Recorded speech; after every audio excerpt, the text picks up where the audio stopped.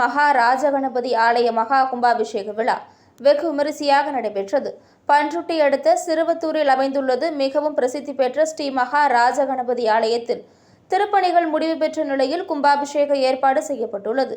இதனையடுத்து ஆலயத்தில் கணபதி ஹோமத்துடன் முதல் கால யாகசாலை பூஜை தொடங்கியது. அதனைத் தொடர்ந்து இன்று மகா பூர்ணாகுதி பூஜைக்கு பின் கடம் புறப்பாடு நடைபெற்று வேத மந்திரங்கள் முழங்க அருள்மிகு ஸ்ரீ மகா ராஜகணபதி சுவாமிக்கு மகா கும்பாபிஷேகம் நடைபெற்றது.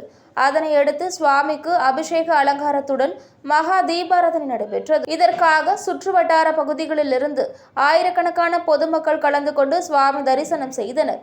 அதனைத் தொடர்ந்து பொதுமக்களுக்கு அன்னதானமும் வழங்கப்பட்டது. மேலும் கூட்ட நெரிசல் மற்றும் அசம்பாவிதங்கள் ஏற்படாதவாறு புதுப்பேட்டை காவல்துறையினர் பாதுகாப்பு மற்றும் கண்காணிப்பு பணியில் ஈடுபட்டுள்ளனர்.